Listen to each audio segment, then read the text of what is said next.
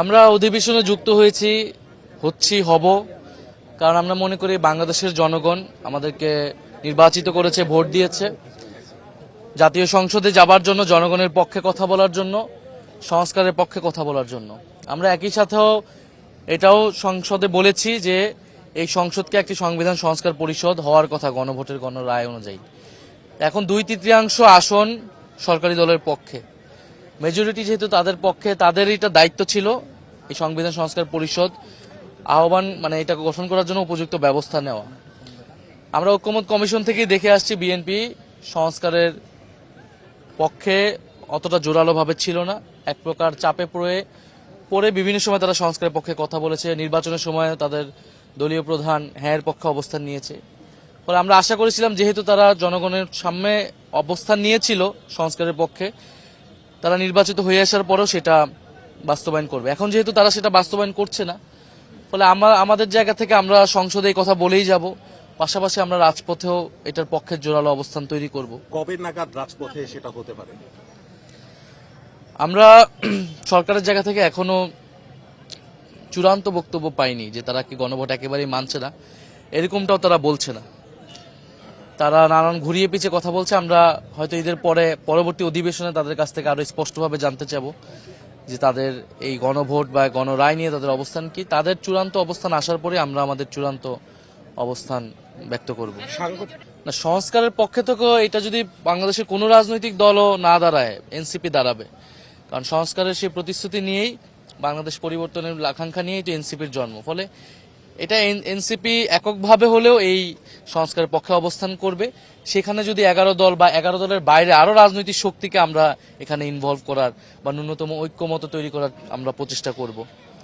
আচ্ছা, একটু যদি জানতে চাই যে সংসদে যে জিনিসটা হচ্ছিল বিরোধী দলীয় চিফ, এক্সট্রা একটু প্রেশার মনে হচ্ছে না? কারণ হচ্ছিল এখন সাংগঠনিক কার্যক্রম যদি সেই দায়িত্বটা না থাকতো তাহলে নাইজ ইসলাম হয়তো আরো স্বতঃস্ফূর্তভাবে এনসিপি নিয়ে কাজ করতে পারতো, সেখানে একটা বাইন্ডিংস থেকে যায় না, সেটা এখানে আমাদের বিরোধী দলের আমাদের যে সভা হয়েছে সেখানে সভায় সর্বসম্মতিক্রমে এই দায়িত্ব আমাকে দেওয়া হয়েছে।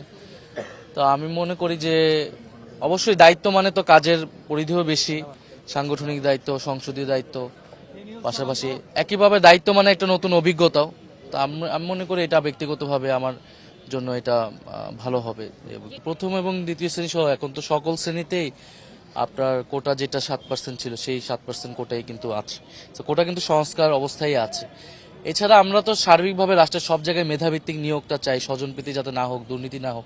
সেরকম ব্যত্যয় অনেক জায়গায় হচ্ছে, সেটা নিয়ে আমরা অবশ্যই কথা বলবো। আপনার নামে হাইকোর্টে মামলা করা হয়েছে এবং সেখানে বলা হয়েছে হচ্ছিল ভোট ইঞ্জিনিয়ারিং করে আপনাকে জানানো হয়েছে, এবং আপনারা একই ধরনের অভিযোগ করছিলেন। প্রথম দিকে হচ্ছিল আপনারা 6000 ভোটের দিকে আগে ছিলেন এবং পরবর্তীতে সেটি 2000 করা হয়েছে। অভিযোগ তো আসলে আপনাদের করার কথা, সেক্ষেত্রে হাইকোর্টে আপনার নামে অভিযোগ কেন? না, সেটা অনেক ষড়যন্ত্র, অনেক চেষ্টার পরেও তারা আসলে ঢাকা 11 আসনটি ফলাফল তাদের নিজেদের পক্ষে নিতে পারেনি।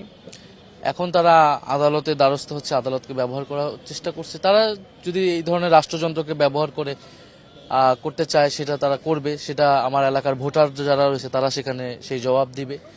এবং এছাড়াও সেখানে যে আমাদের এলাকার ঢাকা 11 আসনে বিশেষত যারা ভূমিদস্যু রয়েছে, তো ভূমিদস্যুদের বিরুদ্ধেও জনগণ নির্বাচনে একটা রায় দিয়েছে। তারা আইন আদালতের মাধ্যমেও রায় দিবে। তো আমরা মনে করি যে পুরা দেশে আসলে নির্বাচনে একটা ইঞ্জিনিয়ারিং হয়েছে ফলাফলে, যেখানে আসলে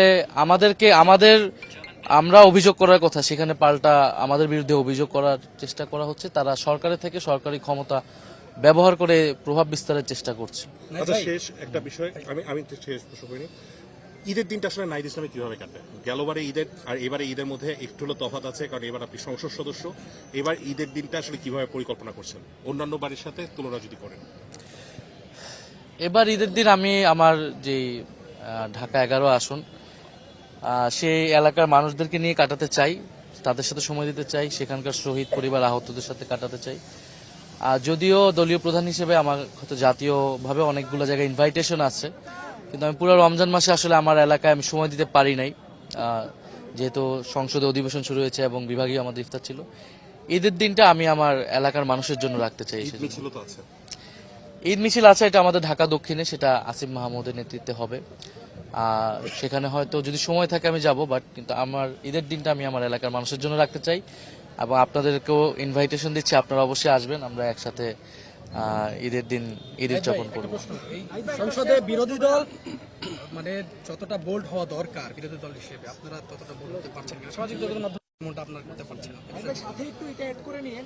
বারবার বলা হচ্ছে যে বিএনপি যদি সরাসরি বলতেন কোন সংস্কারটা বিএনপি করতে ইচ্ছুক না বলে আপনারা কোন সংস্কারটা বিএনপি তো গণভোটের পুরো জিনিসটাকে এখন মানতেছে না।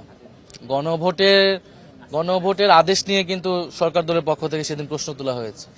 তার মানে গণভোট যেই 4টা প্রশ্নের উপর হয়েছে সেখানে কিন্তু মেজর সংস্কারগুলো আছে, উচ্চকক্ষের কথা আছে, তারপর আপনার বিচার বিভাগ স্বাধীনের কথা আছে, ডেপুটি স্পিকারের কথা আছে, তো এরকম যে এবং যে সাংবিধানিক প্রতিষ্ঠানগুলোর নিরপেক্ষ নিয়োগের কথা আছে, এগুলো তো গুরুত্বপূর্ণ সংস্কার ছিল এবং এগুলো মীমাংসিত ছিল, একটা ঐক্যমতও ছিল।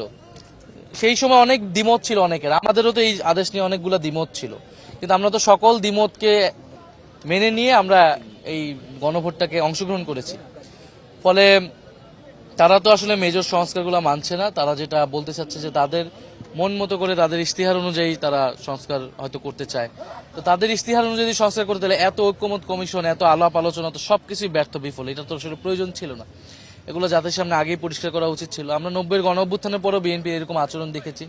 তো সেদিন আমি বলেছি যে 90-এর গণ অভ্যুত্থানের ত্রিদলীয় জোটের রূপরেখা যখন তারা মানল না বিএনপি সরকারে এসে, তো এটার ফলাফল আসলে কি হয়েছিল? সংসদীয় রাজনীতিতেই বিএনপি এবং বাংলাদেশের রাজনীতি বেশি দিন টিকে নেই, বাংলাদেশে একটা ফ্যাসিবাদের দিকে গিয়েছে। ফলে বিএনপি কি ইতিহাস থেকে শিক্ষা নেবে নাকি ইতিহাসের পুনরাবৃত্তি করবে, এটা তো বিএনপি কি সিদ্ধান্ত নিতে হবে। আর বিরোধী দল হিসেবে যে ভূমিকা, বিরোধী দল হিসেবে আমরা কিন্তু বলেছি, বিরোধী দল হিসেবে আমরা একটা দায়িত্বশীল আচরণ করতে চাই, দায়িত্বশীল ভূমিকায় থাকতে চাই। এখন বিরোধী দল মানে যে যদি সবসময় বিরোধিতা করতে হবে বা খুবই, এখন দেশের যে পরিস্থিতি, দেশের যে অর্থনীতি, জ্বালানি সংকট, এই সামগ্রিক অর্থনীতির জায়গা, দেশের জনগণের মানুষ ভালো থাকবে, সেই জায়গায় তো আমরা সরকারকে সর্বাত্মকভাবে সহযোগিতাই করতে চেয়েছিলাম।